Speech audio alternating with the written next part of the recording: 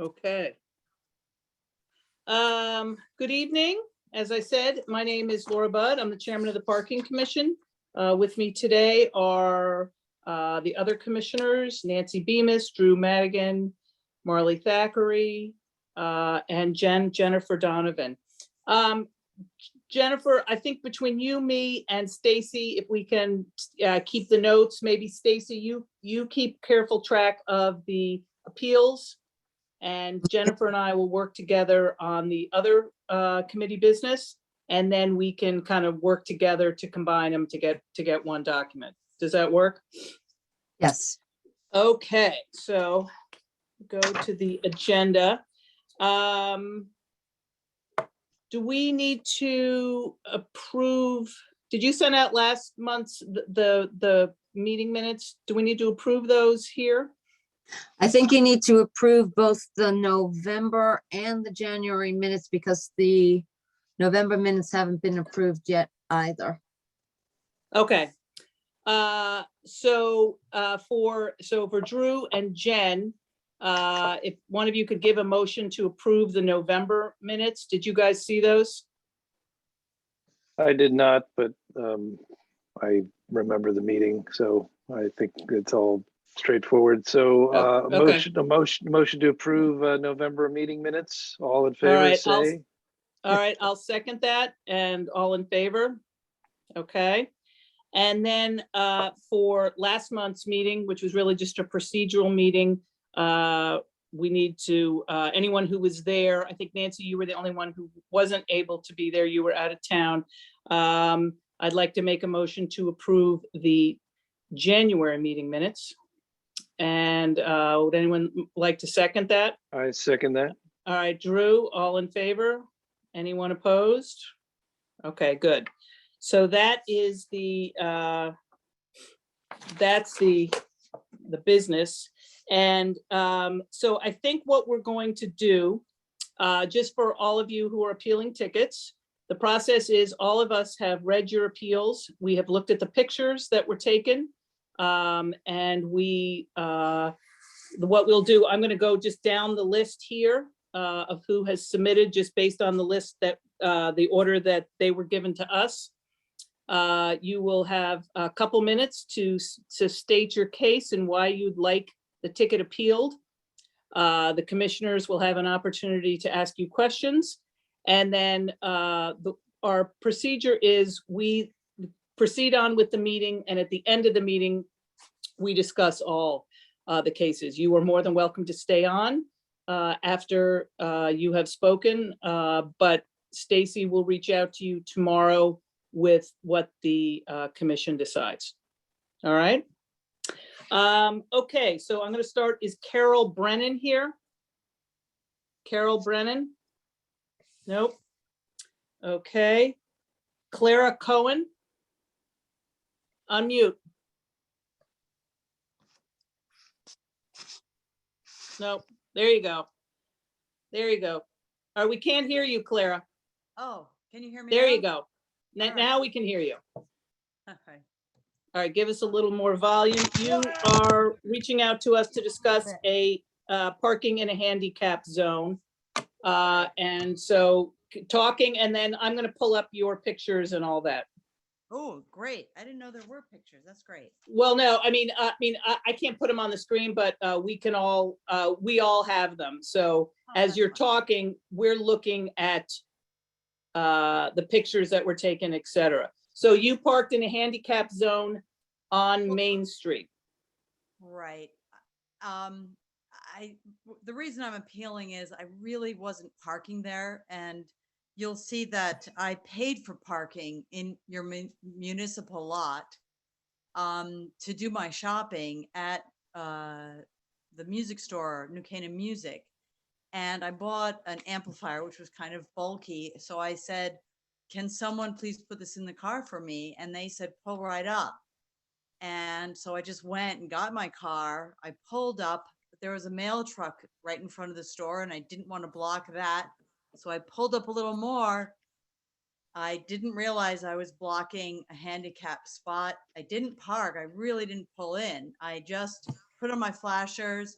I went to the store. I saw the person giving me my ticket because I went to the store. I didn't have to go in. I opened the door and there was my box and an employee right there. And I said, "Oh, great. Here's my car's right out here." And he just picked it up and put it in my car. And I saw the person leaving and I said, I'm right here. But I was too late. So, I must confess, I didn't even know I was blocking a handicap parking space. And for that, I'm truly sorry, but I was not parked and I couldn't have been there longer than 2 minutes. I paid for parking. I did my parking in municipal parking lot. Yeah. All right. Do any commissioners have any questions or any comments? No Anybody? comments at this time. Okay, Marlon, okay. So here's the thing. I know you weren't there long-term, but there's a picture of your car right in front of a handicapped. And I know you weren't there long and you weren't planning on it, but we just, our number one goal is public safety and accessibility. And there was a big blue sign there and, we cannot, we have 3 people today appealing parking in handicap zones. And, I think, we'll discuss it afterwards, but the sign was right there. And even though you were just there for a few minutes, and I understand, and I work at the Chamber of Commerce, so I hate to have anything punitive happen to someone who's shopping local. But there was a big blue sign right there. So, I will discuss it. But, you were blocking the space. You weren't parked, but that space for whatever period of time you were there was taken away from someone who might have needed it. Like I said, I saw the person, so I think it was 2 minutes, maybe under 2 minutes. Okay. Yeah, I Okay. understand. It was handicap parking. It's not my Right. style to be in handicap No, parking. I understand. Not my thing. I understand. Okay, you are more than welcome to stay. But either way, Stacy will reach out to you sometime tomorrow with what our final decision is. Thank you, That's Clara. great. That's great. Thank you. Thank you so much. Thanks, Sam. Okay. Christopher Diaz. Hi, Is yes, I'm Chris- here. Okay. All right, Mr. Diaz, let me pull up your, so were you the one who was parked backwards going the wrong way? I was back in a spot. Yeah, you're breaking up a little bit on us. Oh, I'm sorry. Yes, I was There you backed go. up in a spot. Yeah. So what was your, when you pulled in and you know that Elm Street is a one-way street, what was your thought on backing in? Yeah, so I was going into I was at Starbucks at the time. I worked at Starbucks at the time. So, went in bright and early. I think we stuck them at 3:30. And went in through the Starbucks lot, and just backed into the spot that always did, the very first spot. So with that, my style always is to back up into a spot. That's something I do wherever I go. So I didn't think twice about it. And also I saw the signs. There's no sign or it posted saying that you can't, back into that spot. When you go to other places, you see, in Norwalk, for example, you could see, oh, you can only pull in straight forward. So that wasn't there, it wasn't posted anywhere near it. So that's what, didn't make me think twice about just back into a spot like I always do. Commissioners, do you have any questions? Any comments? No, no questions. I think, it's an honest mistake if you don't realize that Elm Street is going one way, and you're getting there from a different, I guess the question I would have is, sir, did you saying you pulled through the Starbucks parking lot and then onto Elm Street and then reversed into that spot? Or did you come from further down Elm Street and approach the parking spot from that direction? Yeah, no, I went in via the Starbucks lot because I work at Starbucks and we didn't want to block any of the customer spots. So I just went there and parked in the closest spot, which was the first one. Got it. So understood how one can make that mistake if you're approaching from that side. But just so you know, Elm Street is a one-way, so you would be getting to the spot by going the wrong direction. If I have Got that it. right. Yeah. Yeah. And I didn't, after I got that ticket, I haven't, pulled in ever, or backed in ever since, so I was unaware, but now I am aware. So are you an employee? You are an employee of Starbucks? Yes. So my last day was actually Friday. Oh, okay. But I was gonna say, we have free parking at a couple different places in town for employees, so would have Oh. saved you some hassle. Oh yeah, it was because when I went there, I asked, where do we park? And they said pretty much on that street before 9 a.m. Because I always work until 9, so I was always out by like 9:10, 9:15 if they asked me to stay a little longer. Or they said I think the train, like the train lot. That was another thing they said when I Okay. first started. But that was my usual classic spot that I was parked in. Okay. Okay, so we will review as a commission. You're more than welcome to stay. It's a public meeting, but Stacy will, from the parking department, will get back to you sometime you. tomorrow. Thank Thank you. David Lee. Okay, so good evening. My name is David. So first of all, I'm very sorry, but I did not know I need to pay parking in New Canaan. This is the first time I park in order to go New Canaan to trying to find out COVID-19 test kit. So what happened is that's the first time I park, and then I tried to charge my electric car, and then I walked to the town because at that time the Omicron was all spread and trying to find the test kit. I went over there. They said you have to go to the website. So I just walked back in, almost like 5 minutes, and then there was parking ticket was there. So I'm very sorry, but Okay. I don't think I'm not going to park over there anymore. What day was this? What day of the week? It was December 29, 10:20 a.m. Okay, and what day of the week was it? I think it was a Friday.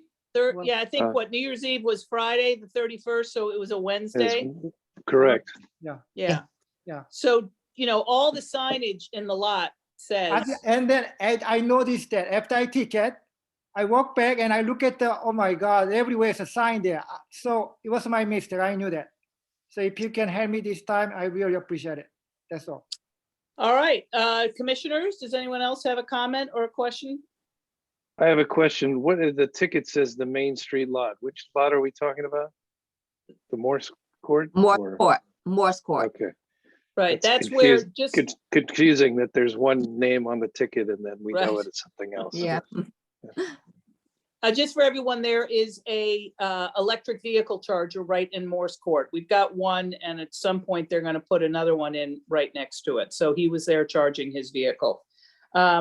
Okay, Mr. Lee, we will evaluate. You're more than willing to stay, welcome to stay, but and either way, Stacy will get back to you tomorrow. Thank you. Okay, good night. Okay. Okay, the next is David Moy. William Moy. Oh, William. Oh, yeah, William Moy, sorry, William Moy. Hello, William. Tell us what your ticket is for and why you are appealing it. I'm appealing it. I got a parking ticket on January 7th for parking too close to a fire hydrant. And so I just moved here about a year and a half ago. I'm a high schooler at Brian McMahon in Norwalk. And so I got this ticket at 10:54 at night. And I had just gone over to my friend's house because I was there earlier in the day. And I was parked for probably 20 minutes going inside to grab my stuff. We had just the night before received like 10 inches of snow. And I submitted a picture. And the picture that I submitted was because I had gotten into my car, it's late at night, didn't think anything of it, drove down the street. This was on Oak Street. And then I saw the parking ticket waving on my windshield. So then I backed up, turned around, and then tried to go back to where I thought I was because I didn't feel that I was that close. And honestly, it was late at night. Sorry for parking too close to it.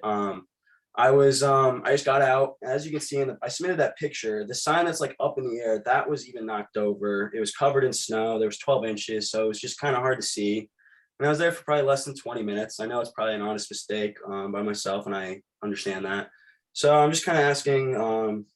It was just a dumb mistake, and that's why I was appealing it. So most of our tickets that we review are done by our parking officers who patrol downtown. This came to us from a police officer who drove by, and we have a written statement from him that he got out and measured, and it was under 3 feet. So just as a follow-up on that. And then, did you say there was a sign there?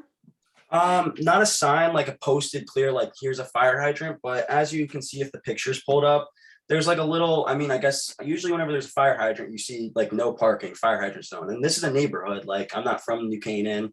I thought this was just my friend's neighborhood, and usually I'm used to them being on the corner of streets. And so mindlessly parked for 20 minutes, and there's like a little red sign. Sorry. There was a little tiny foot tall flag that helps a little bit, but even that sign's knocked over backwards.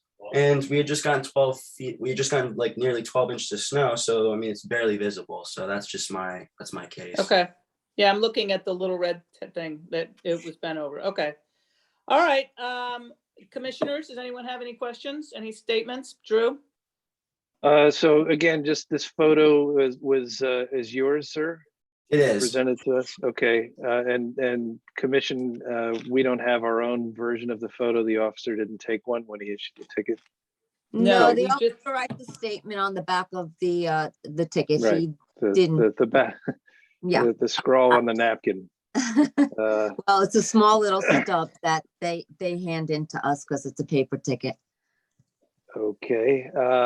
And so, sir, this photograph was taken on what date? Was it the same night that you received the ticket? The same time you discovered it? I have the timestamp on the picture. I took this at 11:26 on January 7th. So about 27 minutes after I got the ticket. And I tried to go back as close as I was, as I thought I was. Oh, okay. And I wanted to take the picture so that you could see like the sign in the snow. So that's why I took the Okay. picture.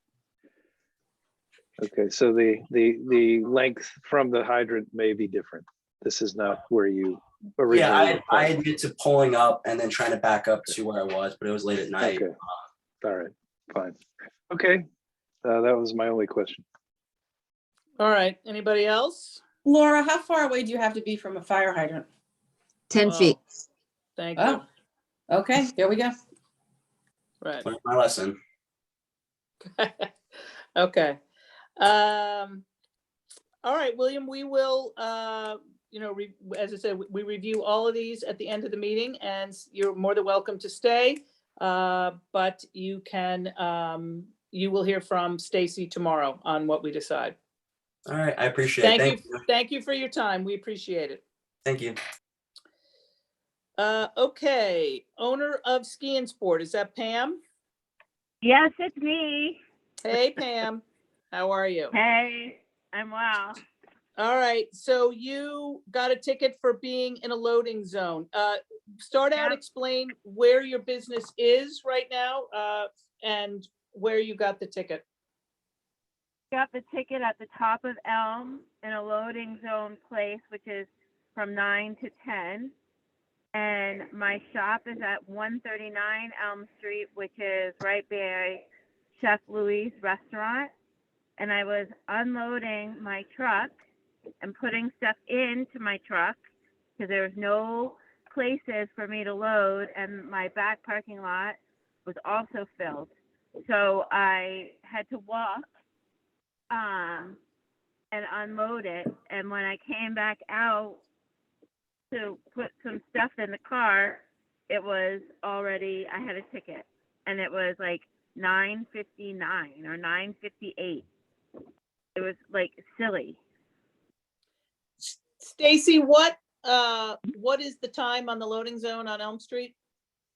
It is 7 to 10. 7 to 10, okay. Yep. Okay. I will too. But I was All right. loading and unloading my car, and I'm Right. I'm May, a ski shop owner. may I asked if you had a note in the window like we have previously instructed you to do if you're loading. No, and that was the only time when I called to appeal the ticket or say something to the ticket, then that was the time I was told that I should have had a note in the window. I didn't know I needed a note in the window. I have been in business for so long that I think the parking people know my car by now. So sorry if I may. No, go ahead. So I have a question for us. Do we typically give businesses some sort of pass to allow them to park in loading zones? Is there some kind of official? Well, they're thing that not, they could as put in long there? as they're loading, loading or unloading, and they're a business owner, just because they're not a UPS truck, we've dealt with this. Now we're dealing with this more with Uber and DoorDash drivers, right? And those are legitimate businesses, even though, they look like private cars, they are typically marked. And, we've had this issue before, and the message is, and, that you need, if you are a business right there on the street that if you're in adjacent to where your business is, if you mark your car and you're legit, you're not leaving it there, you're legitimately in process, then, that's allowed, anyone loading and any business loading and unloading. We I just just asked wondered if, note in the window. I will tell you that Ski and Sport has been throughout town in different places. And I know that I have instructed previous to My this, mother, please not put a me, note in the my window. mother. Okay, The first I heard of it was the day I called about that ticket. okay. anyway, we could discuss this later, but I would just say it seems like we should have some sort of document that people can get from the commission that's not like a random note. Like I Right. could go park there and say I'm loading and not be there, or Right. claim I'm with one of the businesses. It should be some semi-official. Yep. Like a laminated card, yeah. Yeah. Okay, Pam, we will deliberate. We deliberate all at once, and Stacy will get back to you tomorrow. All right, wonderful. Have a good night. Thank you. Thank you. Next, Angelique Pesce, Angelique. Nope. Okay. Avelino Robles. Avelino. Okay. Beth Simon. Beth. Nope. I have WFL Real Estate. Parking and loading zones. Nope. And Christopher Zoeg. Okay. Okay. Let's move on. We'll go old matters. Stacy, do you want to update us on commuter permit renewals in the lumberyard? Sure. So I believe it was at the November meeting, you had asked me to move down on the wait list 100 permits to get actually not just 100 names, but 100 permits. So I wanted to give you a little update on that. I moved down 137 names after the November meeting. Out of those 137, we've got 39 who wanted the permit, 64 wanted to go on the priority list, 9 didn't want it, 25 never responded after 2 emails and phone calls. So right now we have a total of 405 lumberyard permits out. That included the renewals and these last group of people. With all the people who opted to go on the priority list, that brings us to a total of 690 people. And as of today, I went down another 61 people on the wait list. We so far, before I left work, we had about 7 responses. So we'll see how that continues to go. And I'm working on getting 100 more permits into that lot. Okay. Say the numbers again. 39 said, yes, me, I'll take it.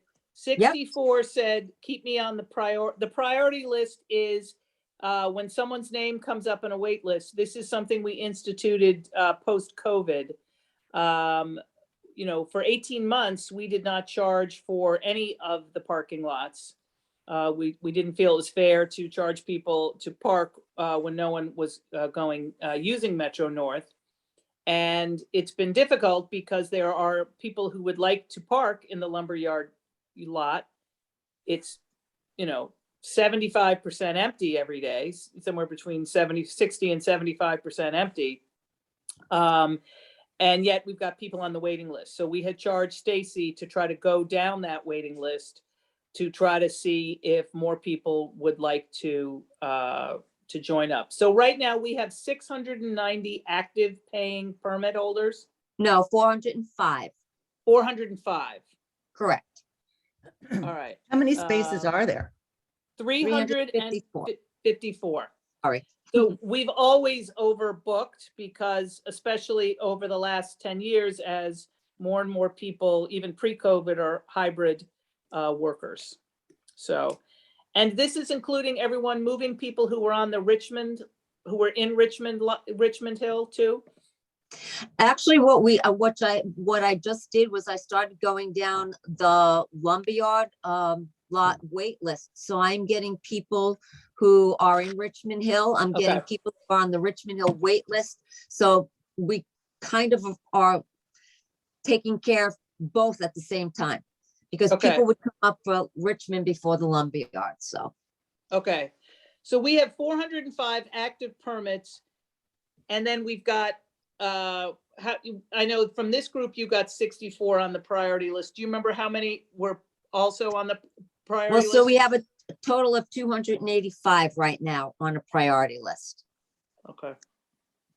So that's why the total overall number of people who, if everyone has to go back to work, would be 690. Right.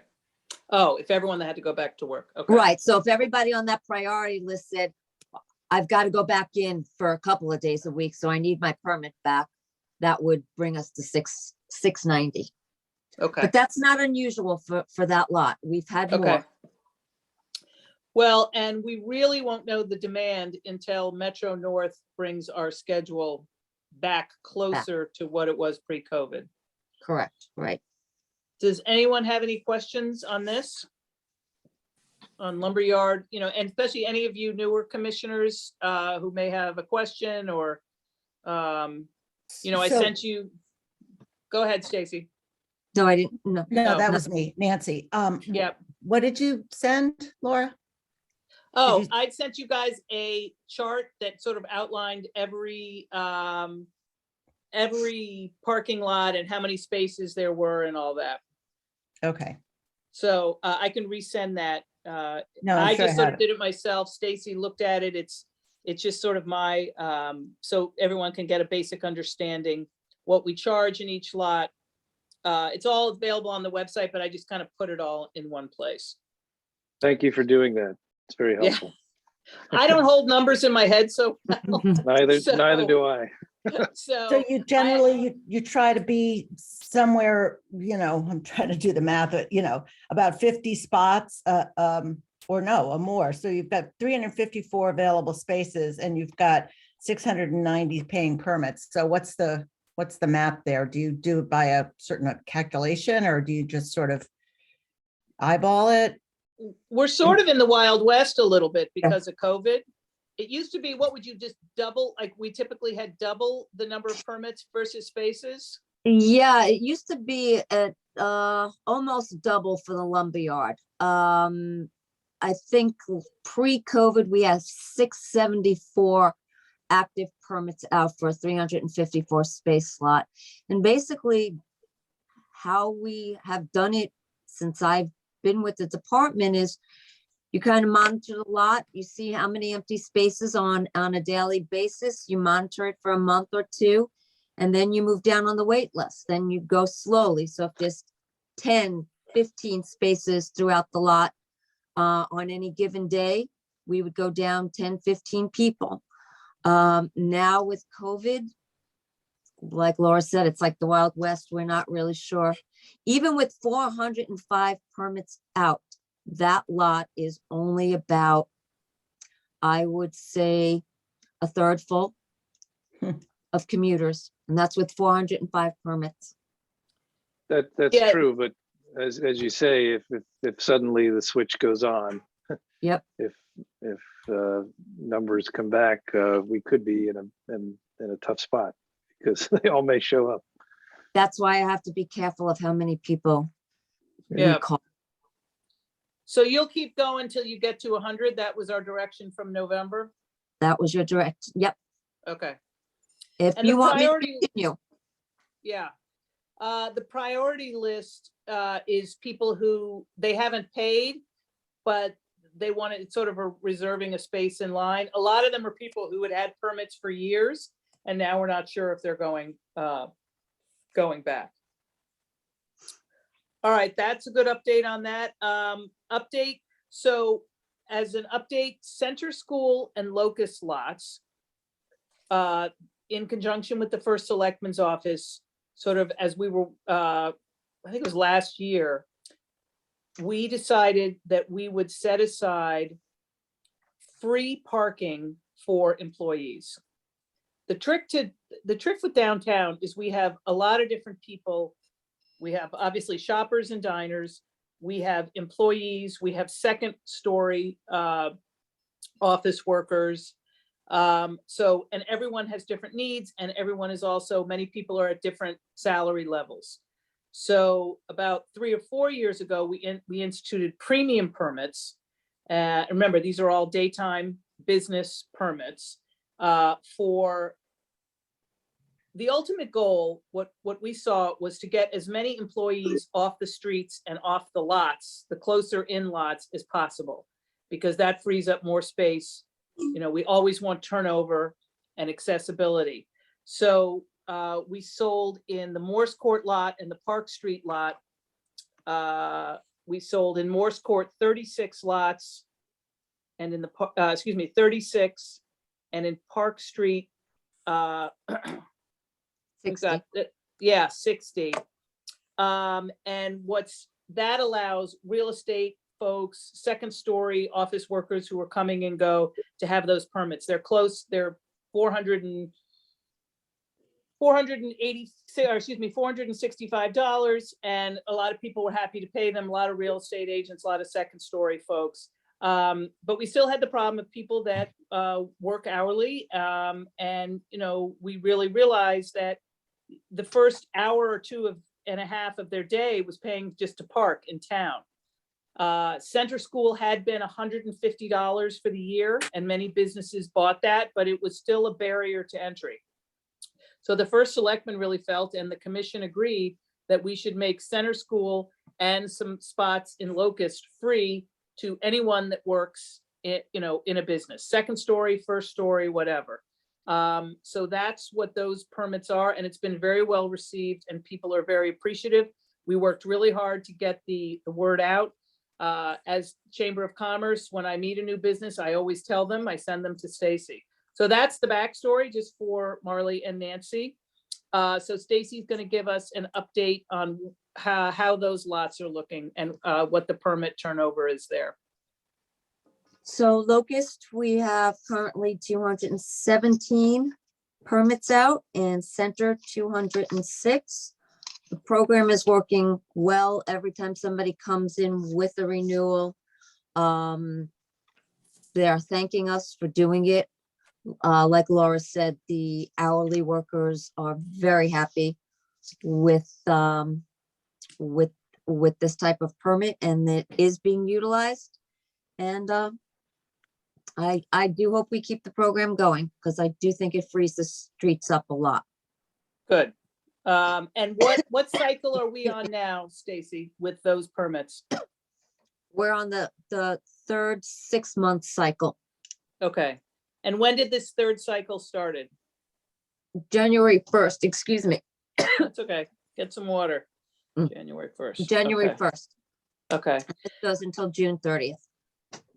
Yeah, down the line, we'll have to decide if we want to make that annual, but there is a lot of turnover in those spots. So I don't know. That's for another meeting, but I'm glad to see that that is going well and people are following through and renewing. And once again, they function just like the commuter lots with license plate readers. So the employee comes in, they give Stacy their copy of their registration, their license plate number. She registers it to whatever lot they're assigned to. And then the parking officer drives through, they scan the license plate, and they know who's supposed to be there. Okay. Anyone have any questions about these business permits in Locust and Center School? No, we're good. Stacy, any complaints? Because the library's construction's going on. So part of that lot in the future will be dedicated, 76 spots will be allocated to library parkers. And right now there's some library parking and then some of the staging area. But so far we haven't had any days where people are complaining they can't find a spot No, in No. Center School. no, Okay. I haven't hit that yet. Okay, good. Should we continue to postpone mailing of wait list renewal letters? My feeling is, since I'm actively calling down on the lumberyard lot, it was just something that was previously on one of the old agendas. Okay. No, let's. There's no point, yeah. You're in process. Yep. All right, commissioners, any questions about any of the old business? Nope. Okay.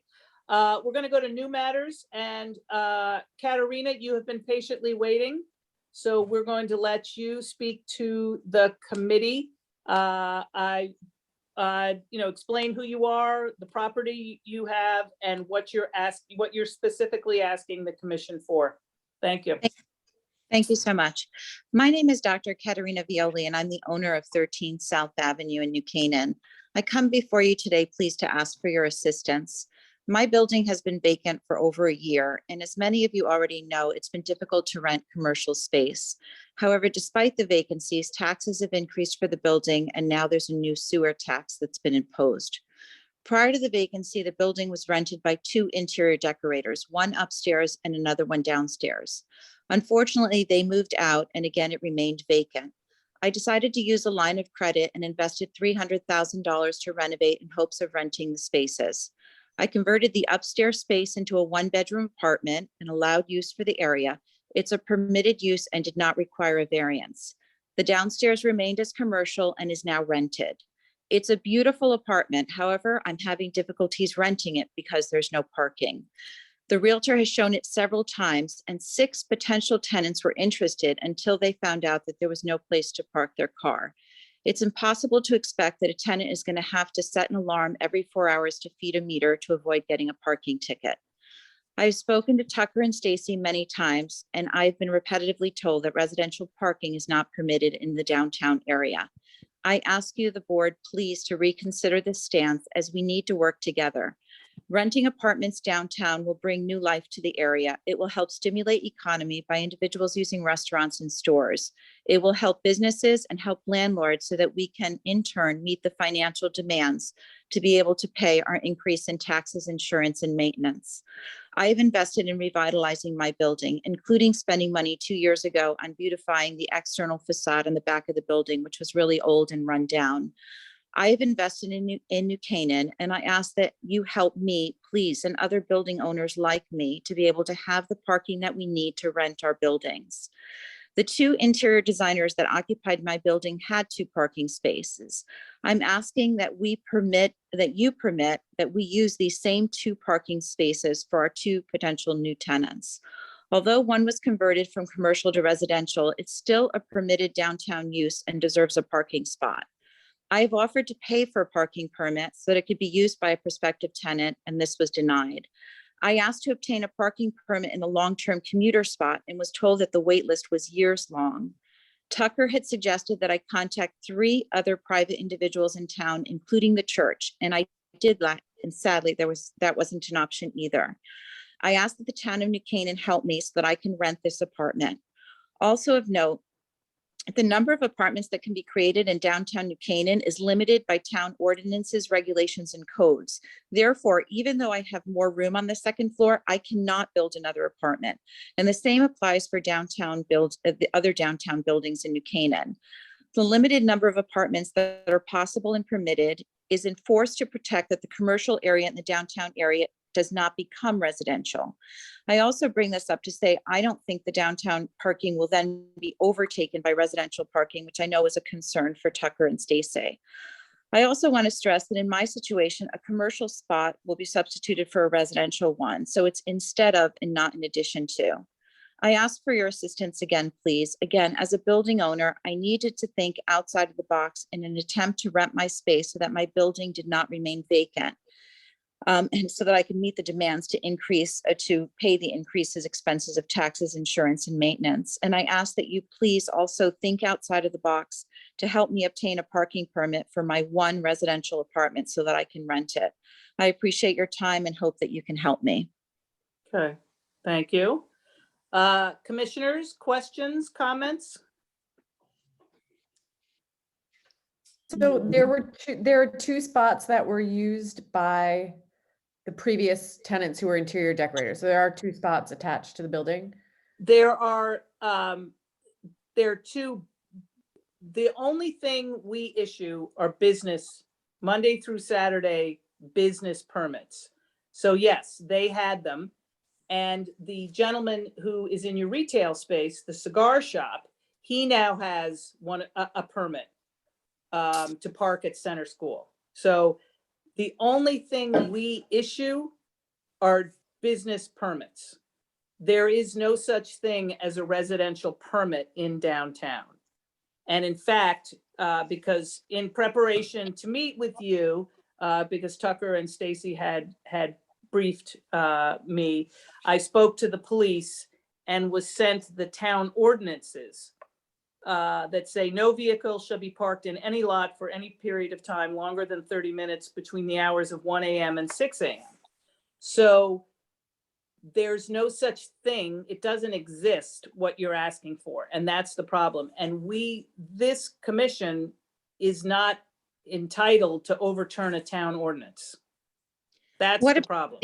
What about in a commuter parking where people will leave It's the same thing. vehicles Commuter lots are the same thing. So even if they got a spot at at Richmond Hill or at the train station, the regulations, the ordinance on the books is that there's to be no overnight parking. And so you're asking us, as I said, we gave your tenant a parking space happily, right? He was thrilled when he learned that he didn't have to pay to park and move his store and close his store and go move. And that's what they're designed for. And we're only allowed to give out daytime business permits. I appreciate your situation. And the planning, and I also spoke to Lynn in planning and zoning, and the zone that your building is in does not require, there's no parking requirement. Up until now, it's always been a business, and the businesses did not have to provide parking. That's why, because it's surrounded by municipal lots and street parking. I mean, you've got a huge private lot in back of you. I mean, that's the ideal. It's going to be much easier to work with whoever the landlord of that Bank of America lot than to try to get a town ordinance changed to allow for, overnight parking. And what if your tenant goes away for a week? There's no place you can leave a car for, a long period of time. I'm very sympathetic to your situation, and but what you're asking for, we don't have. It doesn't exist. Well, that's what I'm saying. Can we be a little bit can something be created and be more forward thinking? Because so many we as building owners have to pay a lot of tax, insurance, maintenance, now a new sewer tax. There's a lot of pressure on us, and a lot of us have vacant buildings. So we're trying to think, like I said, outside of the box. And that's why we created invested $300,000 and created this beautiful apartment, but it is a suburb area and people coming in do have cars. There has to be something, because it's not like a huge amount. The people, the owners that are going to be doing this with the town ordinances, like even though I have more room on the second floor, I can only create one apartment. So I don't think it's going to be overrun, but there has to be something where we work together, because and also I don't think it'll be a negative thing, right? Because people coming in will invest money in the area, will eat, will shop.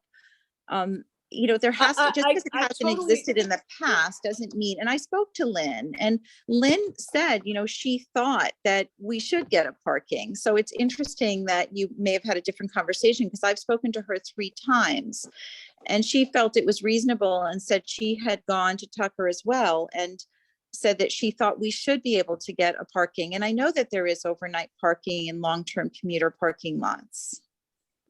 Not here in town. The ordinance on the books, you know, we are not in the position to make exceptions, because, you know, until the ordinance is changed, we don't have the authority to make and we can't, you know, municipal government can't make exceptions, because you know, we don't have the authority over it, and then we have to grant it to everyone. All the other developments in town, like people from the View wanted to get some extra parking in the Richmond Hill lot, which is right across the street, and they were denied because, you know, we don't grant overnight parking permits. So the View has a garage, correct? I mean, the View has a garage. I don't. I just have one small apartment. No, I totally understand, and none of us here are unsympathetic to the situation you're in. But this is a question you probably should have asked before you made the investment. Where can my tenants park?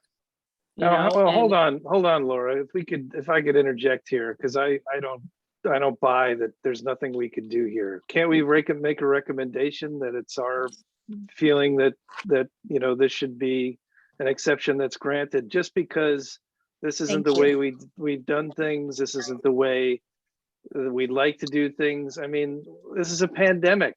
There aren't businesses coming back, and why wouldn't we make an exception, a limited exception? Maybe we don't have the authority to do it. It's not our authority over the ordinance. Well, whose is it? We're basically saying nobody could do anything. I spoke to the police. I spoke to John DeFederico about this issue, and he said, no, you know, I don't know who changes ordinances, but I don't believe it's under our purview, because. But other towns, Darien has overnight parking for apartments in town. Like, it's not that it's never been done before. Yeah, I feel like we're just not coming up with a solution here.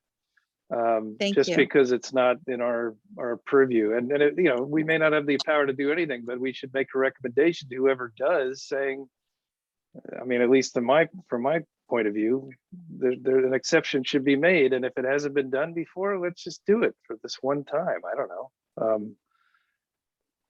I have to say, I have tried. I tell you, I have spent weeks on the phone. The gentleman who owns the parking behind me, I sent him texts, I sent him email, I've called him, I've worked with the church. I have tried everything. I'm not just coming to you being flip saying, well, this is what I want. I have tried. I don't know what to do. Honestly, I know that I have a huge mortgage and I need to pay what, you know, I need to pay this. I need to pay these taxes. I need to pay these insurances. I've invested this money. Like, I just need a parking spot, and I had it before. So the town council has a bylaws and ordinance committee. So I guess that's the group. We can forward you who you should speak to there. And you know, I don't know what their schedule is to relook at overnight parking. So I'm sure there's a lot of reasons why we don't allow overnight parking. It's just, you know, I hear what you're saying, Drew, and, you know, yeah, it's just one space for one tenant. But it's, you know, we don't have it. We don't, it doesn't exist. Well, it should be incumbent on the town to make things work for people who have are trying, with good faith to pay their mortgage or property tax and so forth. Yeah. Well, I just have one question. What happens when somebody leaves their car overnight in the lumberyard lot, goes to New York City, doesn't come back? Do they get ticketed? I don't think they come through every night. I think the problem, your tenant could probably move around all the time, and but eventually, if I would guess, if the police saw the same car in the same space, it would probably catch up with them. I don't think they go out every night if they see, one car that, I don't know. That's not my, but I asked the police specifically, hey, I asked if you should come speak to them because I didn't think we could do anything. And they said no. So it's the bylaws and ordinance committee of town council. And then they can bring it to the full town council for a vote. Now, the wheels of municipal government certainly move slowly, which is difficult. I don't know. Kevin could snap his fingers for so many other things that seem a lot more major than this. I'm just shocked that there's not anything that we could do here. But anyway. Do we know Yeah. how many apartments there are on Elm Street? Because I know there used to be some on the second floors of some of those buildings. Do any of those exist? I mean, this has never been an issue I've before? never seen an apartment on Elm Street. I have friends that used to live, or maybe it was on Main Street. There's an apartments on Main Street above Okay, like where the store is now, but I don't know where they park. Yeah. Yeah, there aren't a lot of single apartments. There's developments that have gone in on Locust and Forest, and then obviously the View, and then there's one that's about to go in front of town council on Cherry and Burtis, and they're going to go underground. But this is the first time that this has come up. So Lynn told me I was the first. Lynn told me I was the first to do this, and she was very impressed with the quality of the apartment and what we've done. And she was honestly shocked that I was having difficulties as well, because, she said there might be others in the future, but I am the first. So I'm sort of the trailblazer coming before you to say, please help me. I'm not a big building with underground parking. I'm one single apartment above a store that was a commercial space. Yeah, I think that we would help you if we could. I just think that, serving on these boards, we have a very sort of narrow focus of what we can and cannot do. And I'm happy to go with you to the bylaws meeting and talk to people, but we within this group can't change the bylaws. So even though I would love to give you a space. I mean, I think it's great that you made that into an apartment. I think there's housing issues. People need housing, but I think within our wheelhouse, we can't do anything. So I would say find out who you need to go to. And if you want backup from someone in the parking commission, I'll go with you. But thank you. We can't change the way the town has been set up. We can help at this meeting, but we can support you if you try to do that. But I don't think at this meeting we can do what you want us to do. But you should. I think it'd be great if you had a parking spot. So I'm a physician. I'm not in what you do. I appreciate everything you guys are doing. Can someone guide me or send me an email and tell me who I should be speaking with and what I should be doing? Because I just feel like I'm spinning my wheels and not getting anywhere. yeah, we'll send you, I'll do some research tomorrow on who chairs the ordinance and bylaws subcommittee. And we can start you there. That's a town council member that is in charge of the ordinances, which are the basic rules and regs that govern town. And we can find out what their schedule is. And I will send that. I will make contact with them, make an introduction for you, and go from there. Our only purview is the parking lots. The police control the streets. We review tickets that are on the streets, but their laws govern the streets, the police. In fact, so there's two sets of ordinance that I'm looking at. One is for the street and one is for the lots. And in both of them, they have the no overnight parking. I mean, you need to find something, you know, where a tenant really feels that they've got a space full time. The other issue is obviously when there's snow, cars moving, et cetera, et cetera. You know, I'm very sympathetic and appreciative of your investment in the town, but there's nothing, we don't have what you're asking for. We can point you in the right direction. But can I go to them with a recommendation that if you all decide that you're in support of this, I think that would be helpful. I know Lynn said she was also in support of it, because me as a solo person going and saying to a town, can you please change your bylaws? I don't think that's very realistic. Well, Jennifer said she's happy to, you know, go along with you. I don't know, you know, when that subcommittee's meeting again, to say, look, this is the first, there may be others.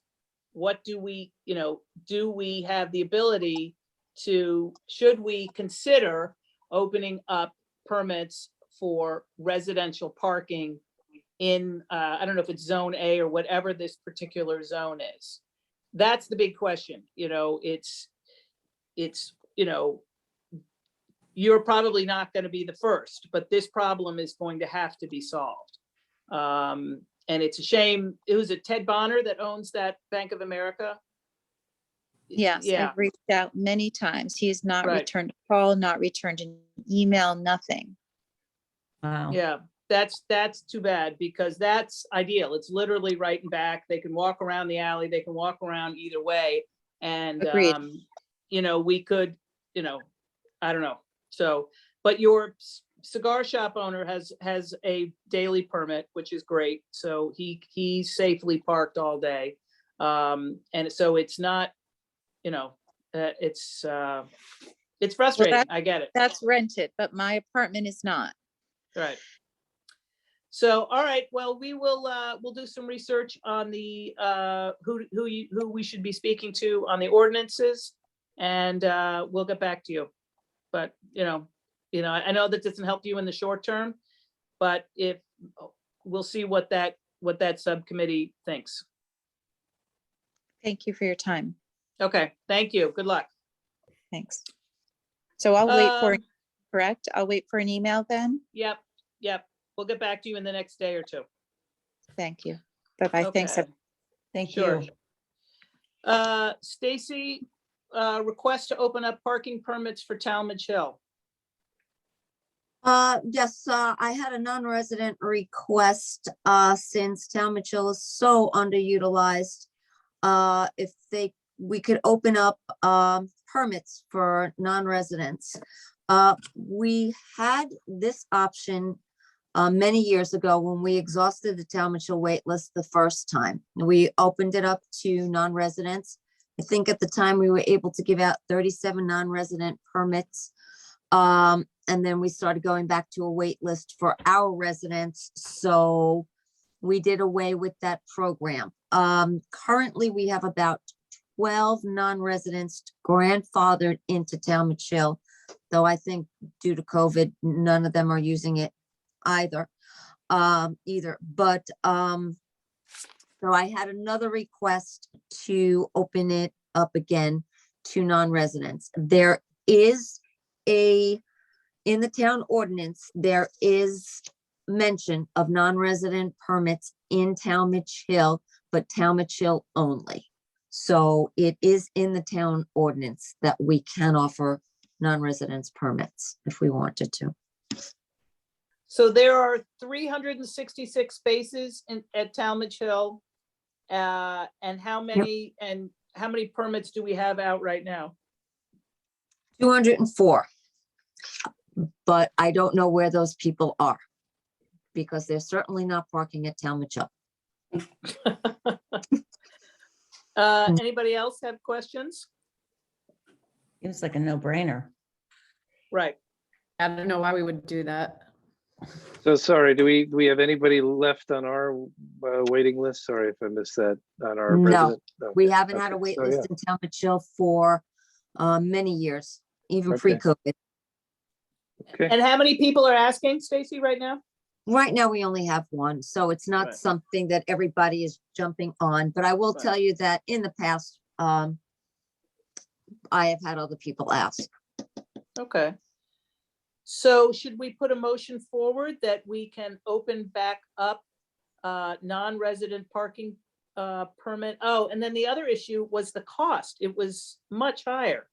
Right, so when we did open it up previously, the non-residents paid on a 6-month basis, and it was $396 every 6 months. So that worked out to $792 for the year. They were willing to do it at the time, and they would renew every 6 months. They're up for renewal. We kind of alternated between our regular our town commuters and the non-residents. So they are coming up for renewals. So just wondering, do we want to do it on an annual basis and, maybe reduce it a little bit and still give Yeah, out? I or- feel like, I mean, I feel like they should maybe pay a 25% uptick, but Okay. not, I think the price that's there now is crazy and just feels unfair. I mean, Okay. a resident is paying how much annually? 504.10 with the sales tax. So And of then- the 12 that are grandfathered, are they currently paying that 792? Yes. Yeah, they would. Yes, if when their renewal comes up, yes. If they Wow. continued it, it would be $396. We would renew them for 6 months, and then they would get renewed for another 6 months at $396 plus the sales tax. That's the base fee. Yeah, I'd be more, I guess I'd want to look at like, what is our upcharge for non-resident pool passes? I'm trying to think what other things, but I'd feel comfortable, 20-25% above resident rates. But I think that the current seems crazy high, especially given this climate. Okay. Yeah. And How- move it how- to an annual. And move it to annual and just makes it Okay. easier. Stacy, get them on the same cycle. Does anyone Oh. else have any thoughts or comments on that? That makes sense. Right. So then I will make a motion that we would open up the waiting list for non-resident permit passes at Talmadge Hill, make them annual, and bring them to 25% above what the resident rate is currently. Someone want to second that? Second. All right, Drew, all in favor? Okay, I'm sorry, who's second? Drew. Okay. Wait, just Alright. one question on this. Sorry, out of curiosity, the non-resident permits, where do they come from? Like, do they Darien. come from New York? They come from Yes. Darien, even if they have parking there. Well, Some they may from be New Or York. Pound Ridge and Wilton? Pound Ridge, we have Wilton, we have Darien, the people that are close to the Talmadge Hill station. Like, there are people that literally right over the line. South Salem. I'm trying to think, did I say Wilton? Yeah, those are the ones that I can think of off the top of my head. So, Yeah. That makes sense. Cool. Thank you. Okay. Before we get to going through the appeals, Stacy, is there anything else you want to share with us? we did have that, remember, a request to consider moving the paid daily spots, just to update everyone on what's going on. Yeah, you want to walk them through that? Sure, just to give you a brief, we had also a request for people who were using the pay daily spaces and boxcar spaces, which were up the hill and Talmadge Hill, to see if we can temporarily move those spaces closer. The long and the short of it is that Public Works and Kevin was also on the same page, because Talmadge Hill is so underutilized, and the guys were going out and plowing tiers that nobody was even parking in. So right now, Public Works is going to barrier off some of the underutilized tiers so that people can't park and they don't need to spend time plowing tiers that are not being used. And we're moving the boxcar, the non-permit holders down to the first two tiers, and they can pay through boxcar. So they don't have to walk far, they don't have to walk up the hill, and it's better all around for everybody. Just to give you an update. Okay. If that makes sense. Okay. All right, and then do we need to officially approve here, our rest of the year meeting agenda, Stacy, so you can file that? Yes, and that was the last thing that I wanted to, yes, you do. Okay, so I had sent an email out to everyone. I think I had an incorrect date on that. We want to meet the first Thursday of every month. So does anyone have issue with that? So our next meeting would be March 10th and then April 7th, May 5th. And we'll post those. We have to post those with Town Hall officially. So I'd like to put a motion that I have a conflict on May 5th, but Okay, but that's not a monthly conflict, No, right? Okay. no. This works, That- Thursdays work better for me than Mondays for sure. Okay, Yeah, Monday good. And I know that worked with Jen. Okay, so I'd like to put a motion that we would like to post and file our remaining 2022 meeting schedule, which will be the first Thursday of every month. Can I get a second? Second. A Nancy? second. Nancy, all in favor? Aye. Aye. Okay, good. All right. Generally, what we do with the appeals is we'll go down through the order. We typically, and then we typically consider the ones where the appellate, the person appealing shows up. But we also open it up for discussion if you guys have reviewed any other, and we can ask Stacy questions, or we can debate if there's anything that you saw, even though the person didn't show up, that you felt was off. All right, first was Carol Brennan, who, oh no, she was a no-show, unpaid Right, but I think, space. oh, so we discussed them after. Right, Okay, but she was the woman who had trouble with the app. right, and sent us $3.30.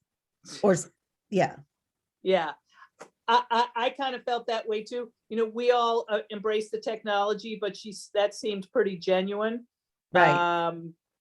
So yeah, I agree. That was the one I was gonna Like I would flag. totally waive that. Yeah. So who's in favor of what's the wording? It's not uphold the appeal, it's grant the appeal for Carol Brennan. I vote right. yay. All right, who's I'm okay with it. All right, so that's unanimous. Stacy, you can tell Mrs. Brennan that we have granted her appeal. Yeah, I agree. That was one I wanted to go back to. Clara Cohen.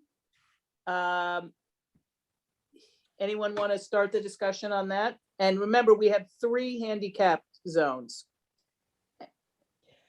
I mean, she And did pay to park, and, you know, I'm sure whomever at New Canaan Music can corroborate that, you know, maybe the mistake she made was to actually get out of the car, stick her flashers on as opposed to just call them, you know? Yeah, But I don't know how long it took, you know? Well, she but said however, 2 right, she said 2 minutes, Marley, is that what you said? I mean, I sort of feel like if people are buying things like big things and they have to park for 2 minutes, I don't know. I'm a little lenient about that. Like I'm a little lenient. But it's a with someone who handicap owns- zone.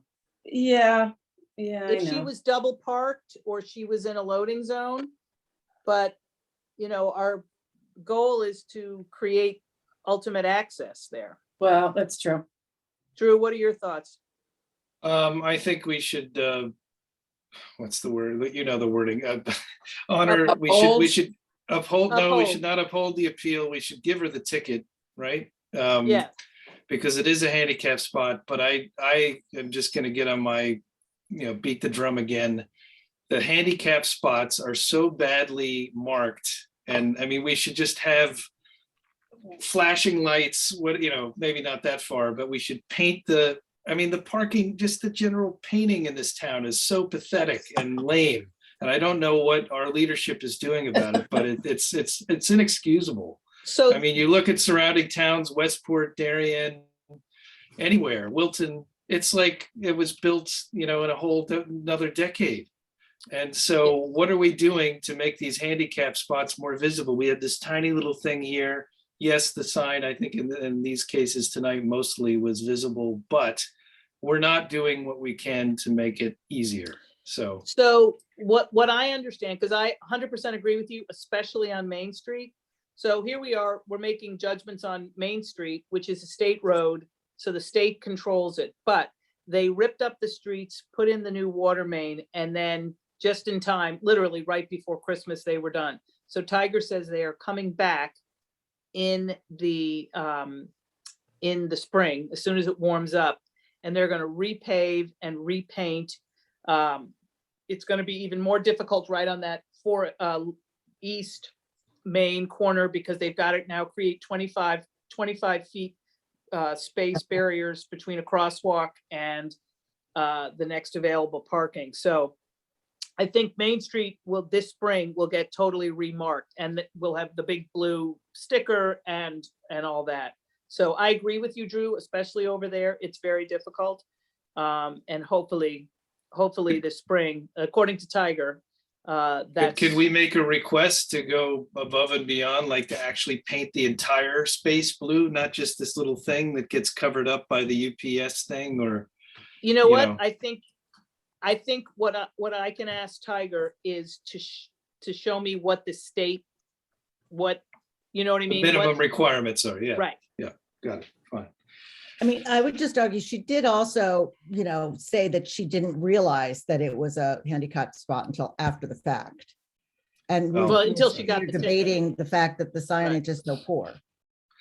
Well, right, I mean, it's hard from that photo. I mean, if you're not looking at a sign at all. And she paid for her parking spot to go shop in our town. And then she went to go pick up a very heavy item, and it was over the holidays. I'm agnostic. If you guys want to uphold the appeal, I vote for that. My feeling is it's a handicapped and it's a slippery slope. Yeah. No, I understand that for sure. I really do. Yeah, I do too. That's the problem. And we're setting, whatever we do, we're setting precedent.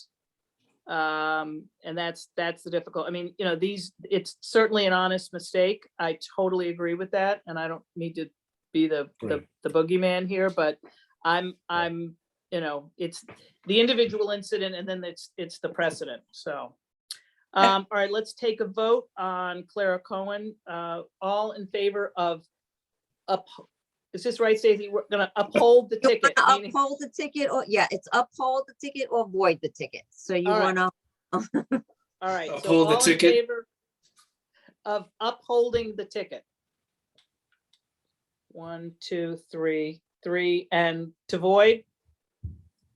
Okay, Nancy. I'll stand alone in the field. All right, 3 Okay. 3 to 1. That's fair. Don't we have five? Then. Aren't there Stacey? 5? Well, there's just Nancy, Drew, Laura, isn't 5. Jen and Marley? Right, yeah, so Jen Oh, and 4 to 1. Marley. Okay, yeah, all 4 to 1. right. Okay. Sorry, that's my bad. That's okay. Mr. Lee. So this is the gentleman who parked on a Wednesday and didn't read the signs and has a ticket. I'm sorry, you missed Christopher Diaz. Oh, right, parking wrong side. He's still here, yeah. Any thoughts on that? I'm still confused at how he got in there. He said he cut through the lot, or did he go past the spot and then back in? So so he cut through Starbucks. If you know that there's an entranceway from Elm Street to Starbucks. So he came out that entranceway, went up the wrong way a little bit, and backed up into the spot. That's the only way you can do it. So entered from Park Street, went through the Right. Starbucks, cut through, and then onto Elm, and then backed in. And apparently Correct. this wasn't the first time, but the first time he was Right, caught. well, I mean, then the bigger issue Cor- is he's going the wrong way on a one-way road where we know it's a Correct. one-way road.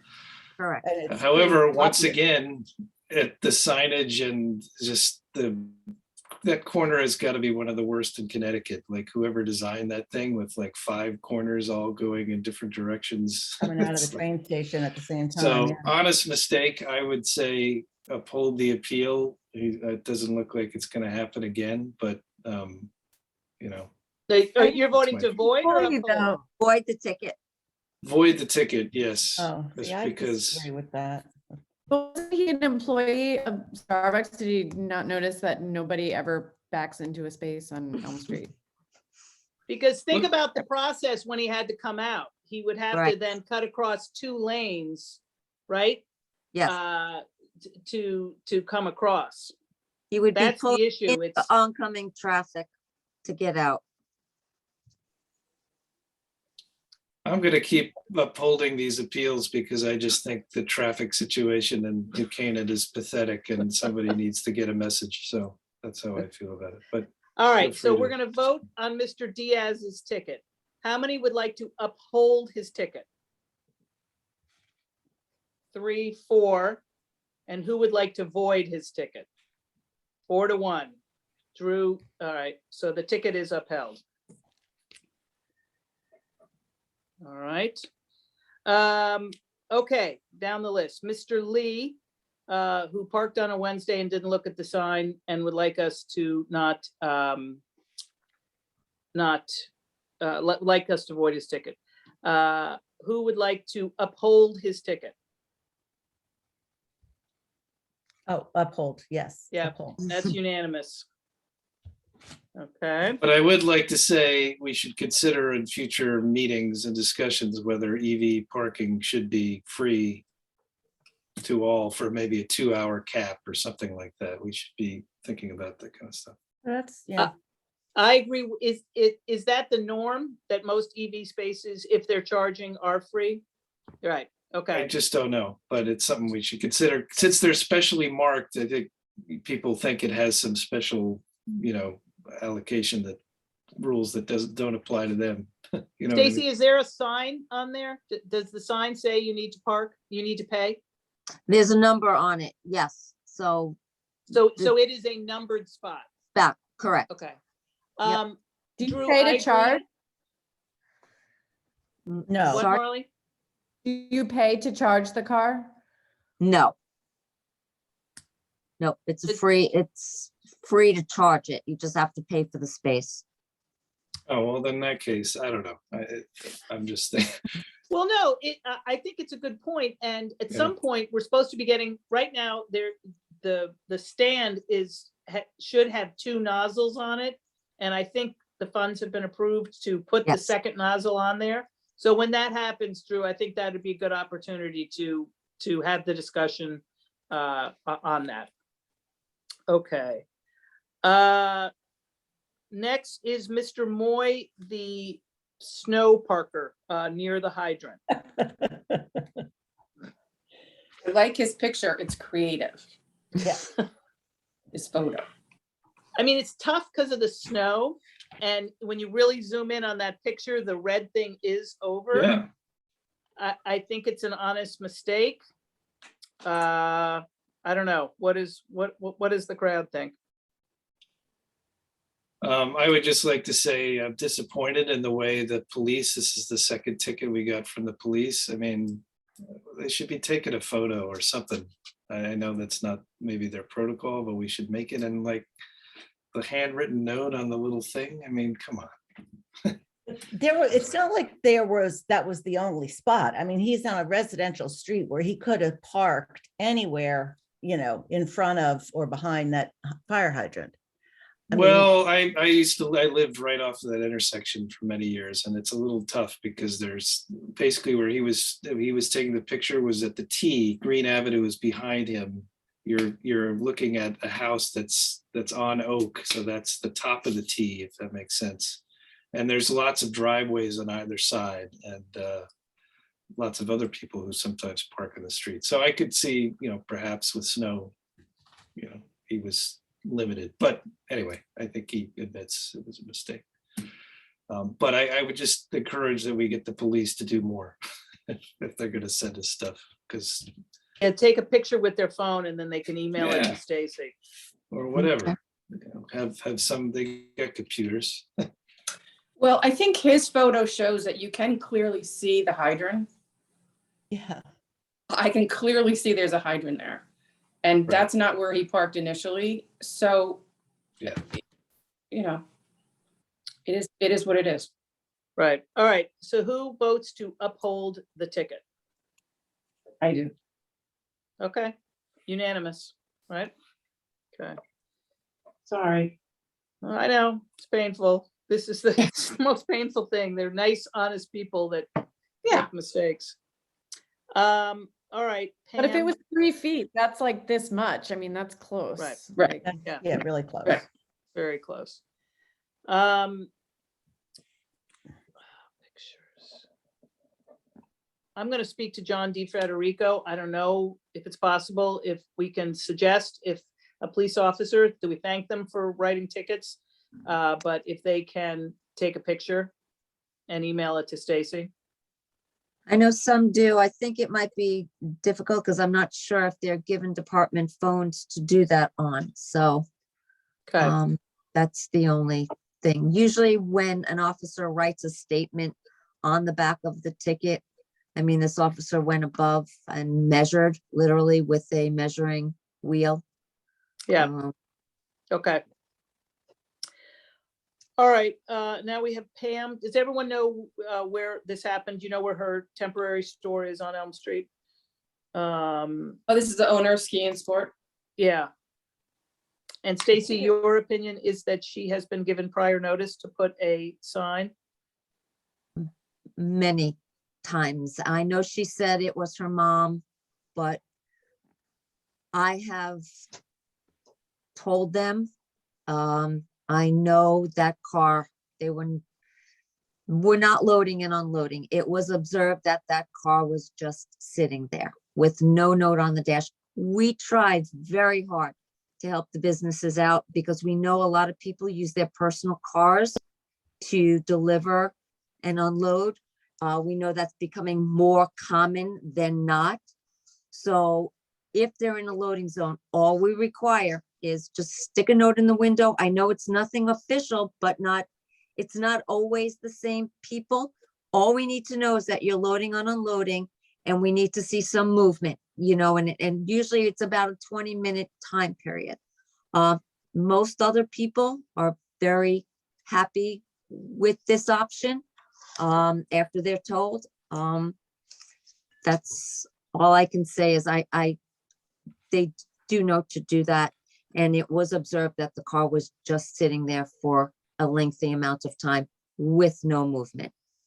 But they can unload, she said, until 10 o'clock, right? Right, it was You got they ticketed gave at the ticket at 9:57 a.m. Yeah. Yeah, so I'm confused. So she cannot park in a loading zone unless she has a note in the window?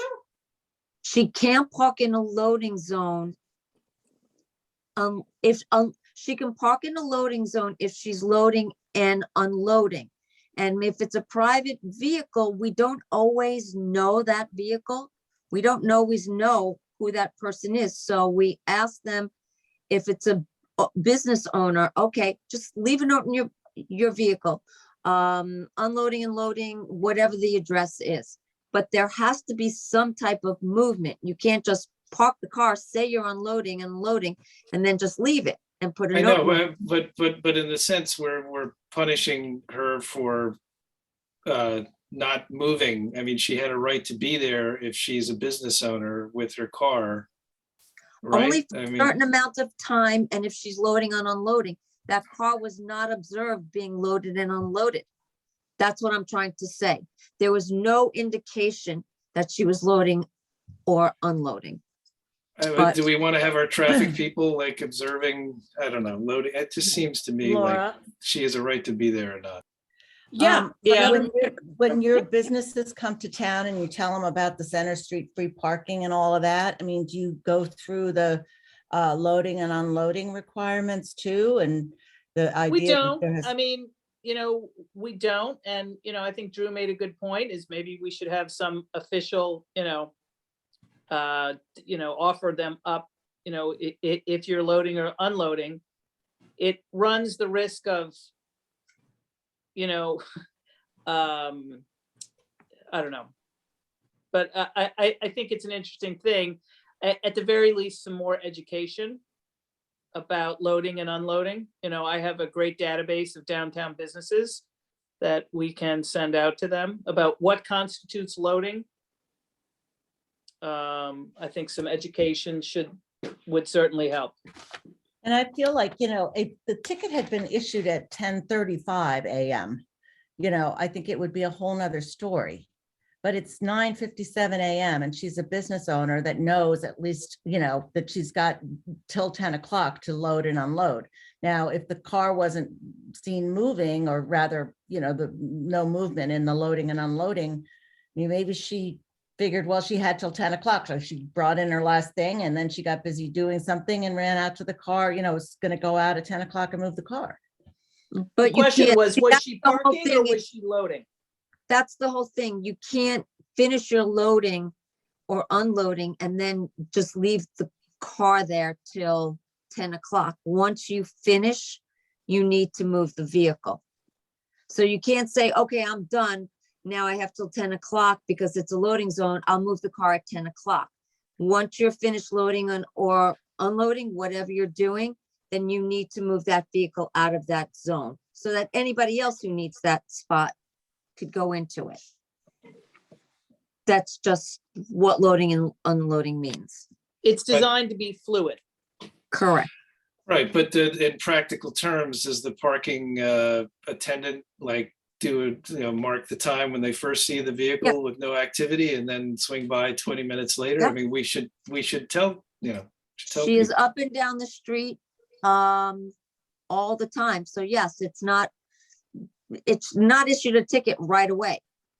The officer will observe it and see, and then come around the block. I mean, I could actually. But again, there's a possibility they see it, no activity. They do a loop around town and then they come back. Meanwhile, loading may be happening while they're not looking. They come around and then the car's just sitting there again. It looks like nobody did anything, but that's not the case. I don't know. It just seems kind of Believe it or nutty. not, I agree with Drew on this. I mean, I think that she could have gone up and unloaded and then got a phone call. You're a business owner, something happens, or she loads her boxes and her boxes fall down and she's got to pick everything up. I mean, I just think we should cut business owners a break, but obviously there's a history here that I don't really fully understand, but I would let this go. And there's a history with the spot. This is like the most hated spot in all of parking commission history. All right, let's move on. Let's vote. Who votes to uphold the ticket? Nobody. All right. I'd give her a warning.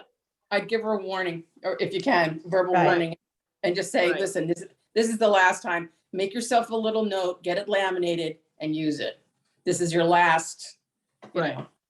I will work with Stacy, with both my hats, chamber hat and parking commission, and send an email about what loading is. I'm sure maybe somewhere in these ordinances, what loading is, what, how it's used, and what, what the parking officers are looking for.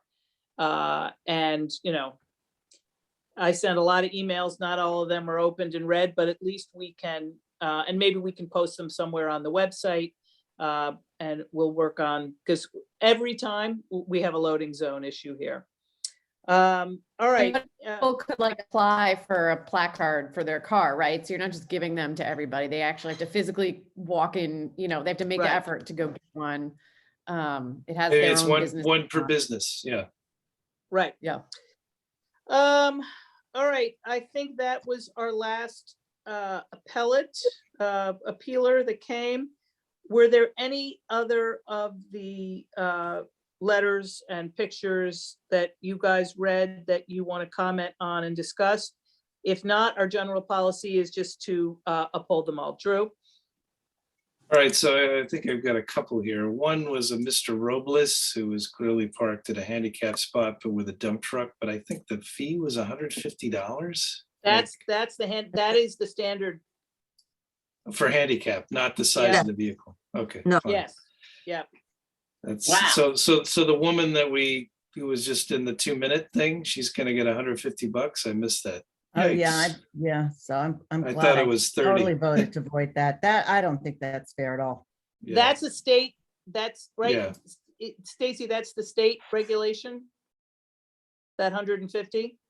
You mean the state The fee, $150 charge, does that come from the state or from the No. town? the town, Okay, but that's consistent with the surrounding towns. yeah. Yeah. I think people do that once, right? I think if you say Yep. it's $25 for a unpaid space, if you blocked someone who has limited mobility and accessibility and has a placard, and we don't have, we have there is a state statute about how many spaces there are based on the size of the street and the lot and all that sort of stuff. And we are, Tiger makes sure we are right on regulation with that. Yeah. But it's not a big area, so there's not a ton of spaces. Handicap's always been a hefty fine, and that, like I said, that's consistent with surrounding towns because of what type of violation it is. Right. My other comment was on is it Peche or? Yeah. That seemed like a strange encounter. I kind of wonder why we're given that, because this is my first one where it's like a crosswalk. It seems to be a different violation than parking in the wrong spot that we would have jurisdiction over. Do you get my drift? Well, they were in a crosswalk, so anyone that's in a crosswalk is gonna get a ticket. Right, but I didn't know if that was a parking ticket or a different kind of ticket that the police would. No, it's a Police parking. commission. Okay. Yeah. Anyway, given the racial dynamics, I think, that needs some extra sensitivity. I would wonder why the police officer wouldn't give the last name. That's kind of alarming. If they're asked, maybe they weren't asked nicely. Fine. There's no kind of information to go on. Anyway, the woman is not here to. So her ticket is obstructing a crosswalk. Right. And she was I mean- actually obstructing 2 crosswalks. She could have Right. gotten 2 tickets. Right. So no, I mean. I see, yeah. Clearly, there's a violation there, but the circumstances are fuzzy, and again, the handwritten note from the police officer without the last name, it just it seems incomplete to me. And I just was more wondering what the process is when, again, a police officer issues a ticket and It gives it wasn't a over to police us. officer. It wasn't. wasn't? Oh. No, it was a parking officer, and her last name is on the report. Yeah, it's right there. Oh, hold on a minute, let me see.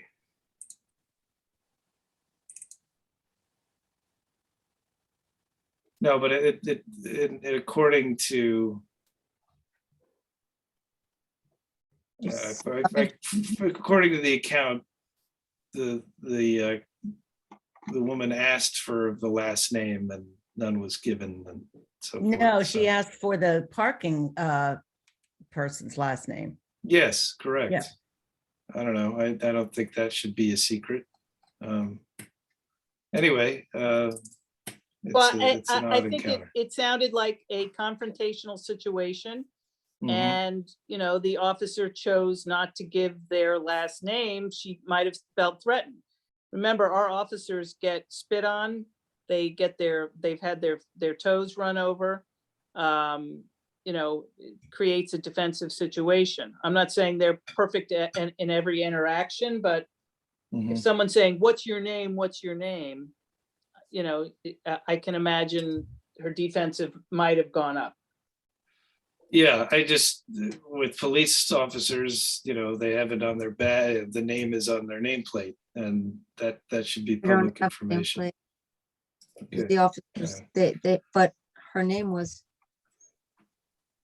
Anyway, on. I mean, if someone is an employee, your name should not be something that is voluntary. So anyway, I don't think it matters in this case, but I'm just curious as to what the If you read protocols it, are. she was using the officer's first name. I might be missing, but she wasn't asked the last name. She just kept saying the officer's first name. So maybe I'm missing that she was asked her last name. Oh, this person accused the parking attendant as being a racist. Right. Okay. Well, again, we don't know the real circumstances here, so I don't know. Well, she was approached because she parked in a crossing zone. So Yeah, but she claims that, you know, she was there and then the attendant waited till she left the car. Anyway, I can't make. No, heads or she tails said of it, but- Lisa was acting erratic when she's giving her a ticket. I mean, the picture says, I think it was all an unfortunate encounter. But she was, you know, she was creating a safety hazard, parking over two loading zones. I mean, two crosswalks. You know, there's people with baby strollers trying to cross there, and there, you know, it's a really tough corner with visibility. And I think we just need to focus on what the, you know, the infringement was and less on the interaction.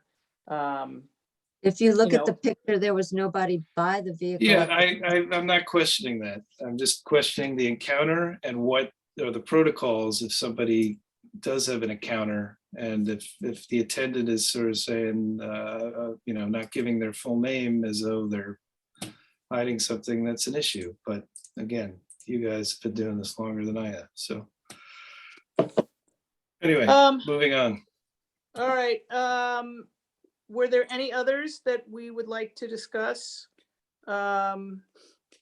There was another handicap zone, and I'm sympathetic. I'm in a walking boot right now because I've sprained my foot. I'm sympathetic to limited mobility, but that gentleman should get a full-time permit from his doctor, and he should be entitled to park there, but we can't react to that, unfortunately.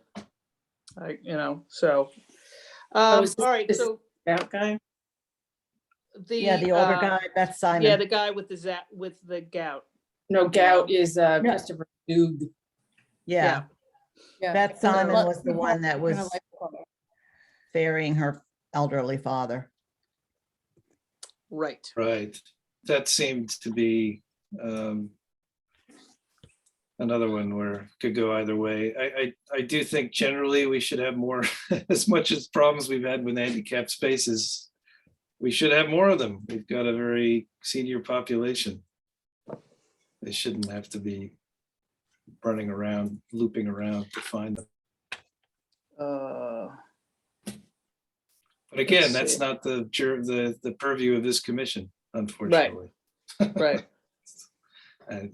The one thing I can share with you is that the way it's handled, handicap permits, the way it's handled in our town is that if you have a handicap permit, and because we're so limited with handicap spaces, if you park in a legal parking space, you're not subject to the time limitations.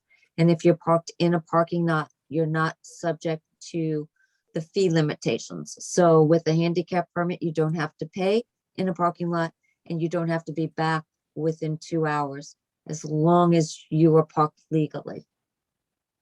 Because we're so short on handicap spaces. So if you're helping someone who needs assistance, you can always pull up, get them out. Double park, correct. Yeah. Right. I mean, it's certainly more difficult and, you know, timing and, you know, I'm definitely sympathetic to that, but. Yeah. All right, so what do we take a vote to uphold the remainder of the tickets? unless anyone would like a single vote on any of the other ones. All right, let's take a vote to uphold the remaining tickets. That looks like unanimous. Okay.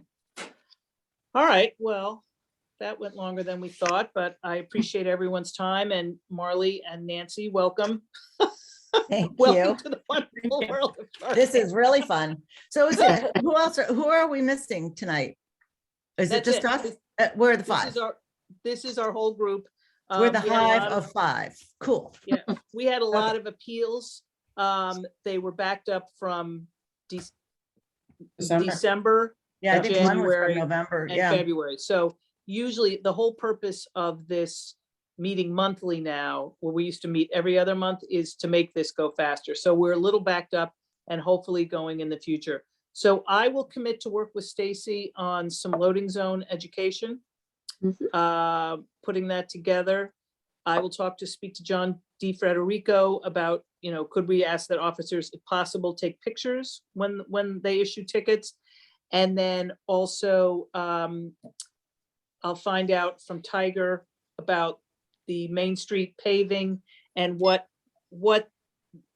he anticipates the handicap zones to look like specifically. We have a real trouble with the ones on Main Street. So I'll find out what the signage is going to look like. And then I will ask about, I will find out who is in charge of the ordinance committee. Yeah, that's a bummer. That's a real travesty. I feel really badly for her. I mean, I know we can't do anything, but if I can help, get her into Kevin's office or whatever, or whoever. Well, it's not Kevin. Whoever. It's not I know, Kevin. whoever. Right. I mean, Right. But the guy, whoever the guy is that owns that BOA lot, is not pleasant. Ted Bonner. Yeah. Right. So we will, yeah, that's her easiest solution. Right. So. I'd be curious to know how many variances exist for that type of, having an apartment in the middle of downtown. We say it's not many, but are there I think it's more? the zone she's in, and, Lynn said certain areas of town, when you build or something, you're obligated to provide parking for your prospective tenants. There's some mathematical formula. This area of town, you are not. So it didn't come up in the planning and zoning discussion because it's not obligated. And she's the first that's asking for this kind of one-off apartment in that particular zone. So that's where we are. I'm sure Arnold Karp would give her a parking Yeah, spot. I was thinking the same thing. I'm really surprised the church didn't allow it, but. Well, so the problem is, we could give her tenant a spot for the day. And the issue is going to be at night. At And, night. if you were going to be renting an apartment, which I'm sure is not inexpensive, you would want to know, this is where my car goes. And Yeah. And that you it's going to could- be protected. Right. Well, the protection, no one can guarantee. No. And probably one of the, I don't know why there's no overnight parking, but probably because, it attracts people who are breaking into cars, maybe. I don't know the answer to that. But I think we can lead her to the ordinance committee and they can evaluate it. That's their role as our town council, and see where that gets. And, it's tough. It's definitely tough. So I feel bad for her, but, we don't. I think we could point her in the right direction, and if we can help her out, I think we should. Yeah, no, I That's it. appreciate that, Jen. Thank you. Sure. Okay. I'll All right, try to we're get gonna- those minutes to you, We'll- but We'll work I'm together. in Florida, Stacy, so I'll try. I was wondering the I hat. feel You so look bad good. for you, Jen. Sorry, I was wondering what was up with the hat though. So now, you don't want to see what my hair looks like, trust me. Bad. We will, all right, so we'll call it adjourned at 8:47 and we will, Jen, you put together kind of your portion and Stacy will put together her portion and we'll meet. I think we have 48 hours to get the minutes posted. Is that right, I Stacy? think, so. Yeah. Okay, Mhm. we'll work together as a team. Get it guys. together. Okay. All right, Thank you, That was everyone. longer than expected. Have a good night, everybody. Good night. Thank you. Bye. Bye-bye. Thanks, Laura. Sure, Thanks, bye-bye. Bye-bye.